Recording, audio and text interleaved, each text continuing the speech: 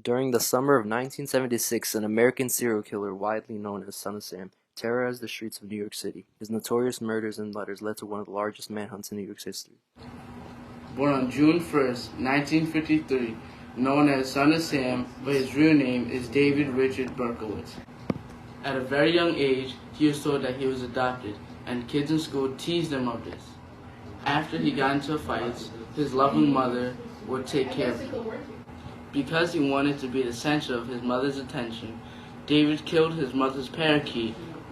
David's mother would never assume that it was her beloved child that killed her bird, and in fact never assumed he would go on to become a serial killer. Berkowitz, at an early age, became infatuated with petty larceny and pyromania. Another thing that affected David's childhood was finding out his birth mother had died during childbirth, and that gave him a sense of guilt. When he was 14, Berkowitz's mother died of breast cancer, and because of this, life at home became difficult because he didn't like his father's second wife. I was a lot closer to my mom than I was to my dad. He had to work all the time, 6 days a week. It wasn't his fault. During 1971, David joined the U.S. Army and served in the United States and South Korea. 3 years later, he was honorably discharged. He later moved away from his neighborhood to escape the barking dogs he heard. Searching for peace and quiet, David went to Florida to visit his father. When his father offered psychiatric help, he denied his offer, reasoning being that it was too late for him. The story of how his mother had died giving birth to him, and he had a father out there somewhere, and people laughing at him, and said, what are you laughing about? It's a tragedy. My mother died. I said, man, that's what they tell all of us. Berkowitz called his adoptive father, Nathan, and demanded the truth. Nathan broke the news that David's birth mother was in fact alive. In 1974, Berkowitz decided to locate his birth mother, but he was disappointed when he realized that she was not the image that he thought. After the incident with his birth mother, David became more troubled. He felt like he was unwanted and a mistake. As time went by, he also had a very powerful urge to kill his family and made a conscious effort not to. So he stopped visiting them. He also told his sister he would never hurt her or her family. On Christmas Eve, 1975, Berkowitz attacked a 14-year-old girl, stabbing her. She screamed and fought him off, escaping in the process. After that, Berkowitz swore he would use a gun next time, just to make sure no one could get away. The start of Berkowitz's killing spree began on July 29, 1976, starting with the attacks of 2 women outside an apartment building in the Bronx. The victims were Donna Lauria and Jody Valenti. The Son of Sam attacked 2 women, Donna Lauria and Jody Valenti. They were sitting in Valenti's car in front of Donna's home during the early morning when they were attacked. Lauria was killed instantly when she was struck by the bullet, while Valenti was only injured.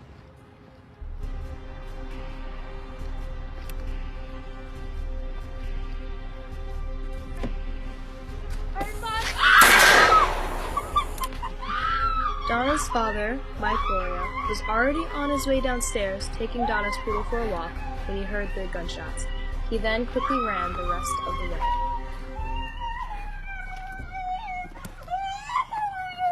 In 1976, shortly after midnight, Berkowitz attacked 2 teenage girls, Donna DeMonte and Joanne Lamino, who were sitting on Lamino's front porch talking when a man walked up to them.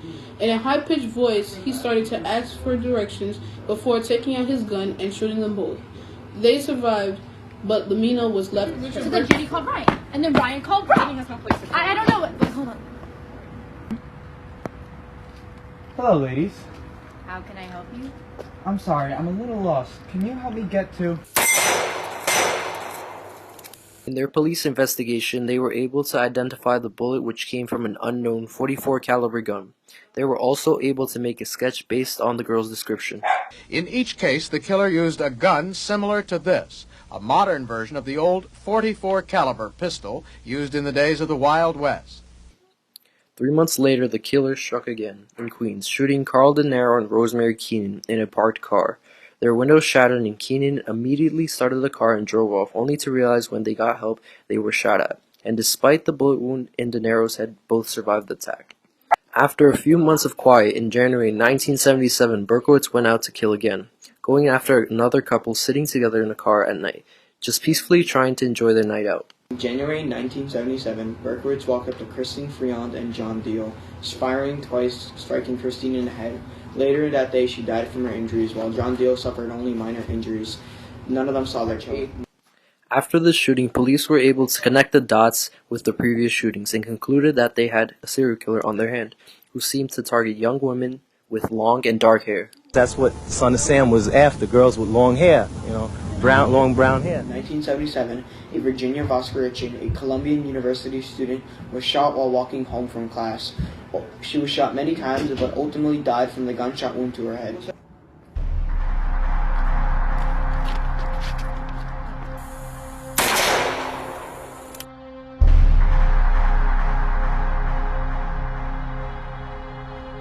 After hearing the gunshot, a neighbor went outside and saw what he described as a short teenage boy running from the crime scene. Other neighbors reported seeing a teenager. In addition, saw a man matching Berkowitz's description in the area of the shooting. The media assumed the teenage boy committed the heinous act, but police officials concluded that the teenager was only a witness to the crime. By night, police saturate neighborhoods where the killer has struck. Disguised as regular neighborhood toughs, they cruise in unmarked cars and check people who are still out long after midnight. How you doing? We're police officers? Nope. You have some ID, maybe? Yeah. Residential areas all over New York are deserted after midnight now. Fear is spreading as the killer moves into different neighborhoods. On 17th, 1977, Alexander S. Sue and Valentine Serrani were in the Bronx, close to the scene of the Valentine Lauren shooting. They were each shot two times while sitting in the car. At the crime scene of the Alexander Sola and Valentina Serrani shooting, police discovered a handwritten letter addressed to the captain of the New York Police Department. In this letter, Berkowitz referred to himself as the Son of Sam and expressed his desire to continue his shooting sprees. With the information from this first letter, investigators and officials started to create a psychological profile of the suspect. He was described as neurotic, potentially suffering from paranoia and schizophrenia, and believed that he was possessed by demons. On June 26, 1977, Son of Sam made another appearance in Bayside, Queens. Sal Lupo and Judy Placido were sitting in their car in the early morning hours when they were both shot with 3 gunshots. They both suffered minor injuries and both survived, though neither of them ever saw their attacker. On July 31, 1977, just 2 days after the anniversary of the first shooting, Berkowitz shot again. Stacey Moskowitz and Robert Valenti were in Valenti's car parked idly near a public park when an unknown man walked up to the passenger side and began shooting at them. Moskowitz later died at the hospital, and Valenti suffered non-life-threatening injuries. Unlike the other female victims, Stacey Moskowitz did not have long or dark hair. She had short and blonde hair. The most recent attack was early Sunday. The father of Robert Violante, wounded in that attack, has now told his son he may be blind.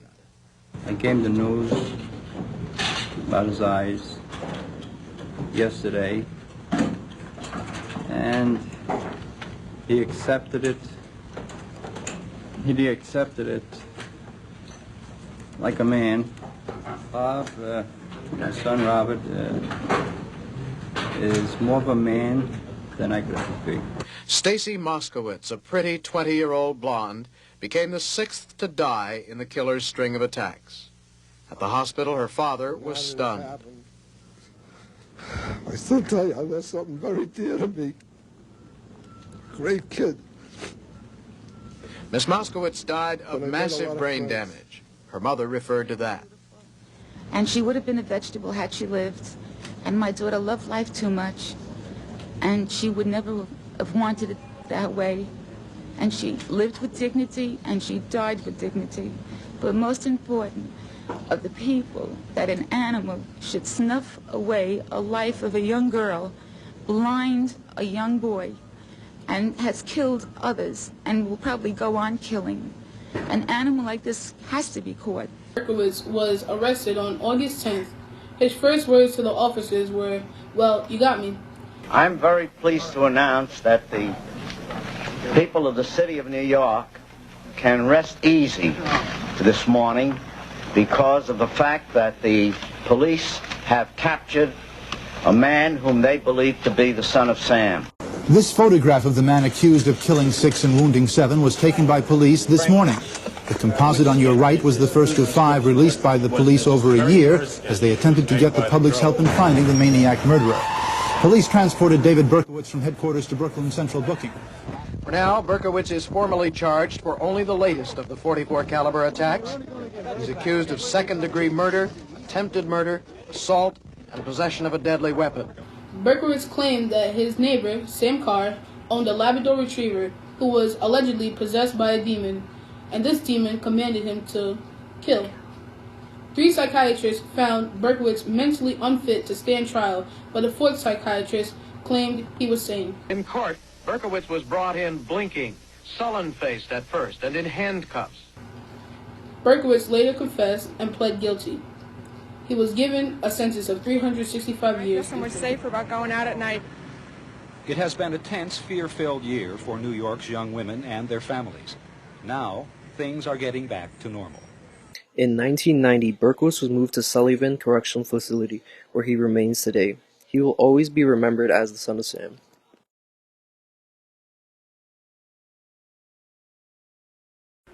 God bless you.